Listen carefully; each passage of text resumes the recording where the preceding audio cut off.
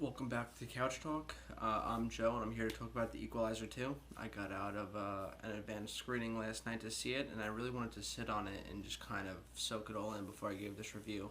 And it is with a heavy heart that I have to say that this is better than the first one.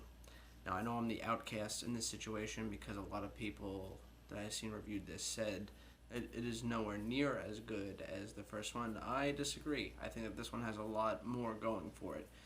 Now, let me explain. The first one was definitely a more well written, singular story.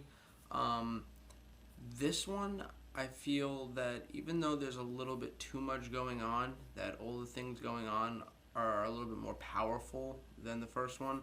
The first one, it came out of nowhere, and Denzel Washington's old. He was like 59 or 60 years old when that one came out, and the intriguing part of it was kind of going to just see Denzel Washington be a fucking badass. And in this one, there's just more weight to it. I mean, in the first one, he was really helping that young girl that he would run into at the diner all the time. But in this one, it's like a very close friend of his dies, and there's just a lot more weight to it. At least that's in the main plot of this movie. Now, this movie I would relate to kind of like an MMORPG video game where you have your main quests, your main storyline, and then you have side quests that you could partake on. Now, this movie kind of has that whole side quest vibe. So the main story is, his friend. If you've seen the trailer, this isn't a spoiler. His friend gets killed. However, there is also a side plot with a child, a teenage boy, that he's trying to kind of provide a father figure like presence to this kid, trying to get him out of like a life of drugs and a life of crime, and trying to like get him on the right path. And then there's another side plot with him being a Lyft driver or an Uber driver, and like kind of like listening to stories of like things that are people going through, and like sometimes he'll run into like the occasional person, and this is in the movie. A bunch of people call him to come and pick this girl up from a hotel, and she gets in the car all drugged up and messed up.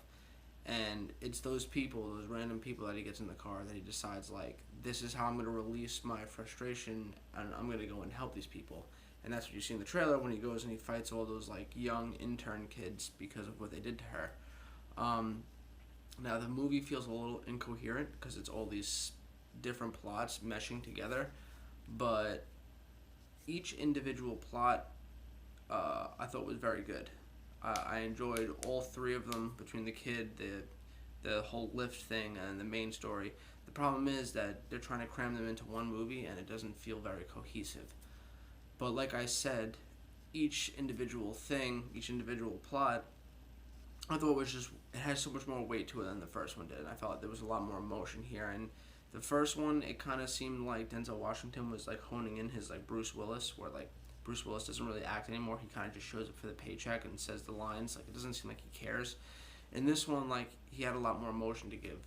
Now, as for the director, Anton Fuqua, this is the second movie he's done with Denzel Washington in the Equalizer series.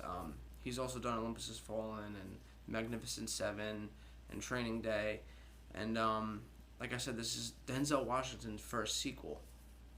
And I'm a little disappointed in the fight scenes. In the first one, they had that very cool, like, that Sherlock Holmes with Robert Downey Jr. kind of, like, fighting, where, like, it would slow down time, and he would, like, analyze the whole environment, and he would, like, foresee, like, all the moves that the people were going to do, and, like, he'd be able to counter it, and then it would, like, go back to reality, and then he would execute everything he just thought about in his head, like, really fast, and it was cool, and they, like, briefly have that in this movie, but not a lot.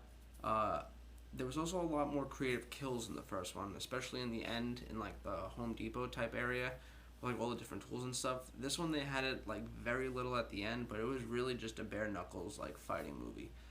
And again, he doesn't really use guns for whatever reason. He kind of does, but he kind of doesn't. Like, he uses them, but he doesn't really kill people with them. They're more of like a distraction. But aside from that, I thought like the fight scenes were all very well done. Anton Fuqua is a very good director, especially when it comes to action. If you've seen the Magnificent Seven, he could handle these big scale things. I do think it was better than the first, even though it wasn't as well put together the way the first one does. I felt a lot more in this one. I felt like the burden on his shoulders and like the emotion of wanting to avenge his friend. So yeah. Anyway, there's not much more to say about this movie. I mean, we live in a generation where superheroes reign the box office. You know, anything that isn't really superhero related kind of gets thrown to the side and disregarded. But I'm all for this era of bringing back these old icons to come and kick ass. And you know, it's kind of nice to just not see a superhero movie for once because it's getting very oversaturated. And every once in a while, it's nice to see just like a nice action movie come along and just kind of like take your mind off of everything else going on, like in Infinity Wars. You know, another reason why I'm looking forward to John Wick. It's just like these like little surprise hits, and it sucks because I mean not with John Wick. Like a lot of people like John Wick, but like with stuff like the Equalizer and like Skyscraper, even though Skyscraper like has been really like shit on. The problem is that these kinds of movies are a dying breed because no one's going to see them because everyone's, you know, the average moviegoer only goes to the movies maybe once every other month, and they're usually doing it going to see a superhero movie. So you got to figure, not a lot of people are coughing up money to go and see movies like Skyscraper or The Equalizer, and they're waiting for like them to come out on Redbox or on demand or whatever, and they're not making a lot of money. So it's unfortunately a dying breed. But I highly recommend this movie. It's a great time. I was never bored through it. I was fully entertained the whole time. Like I said, there's a couple problems, but it doesn't deter from your experience. I hope you like what you see here. If you have any thoughts, leave them down below in the comments, and I'll see you next time.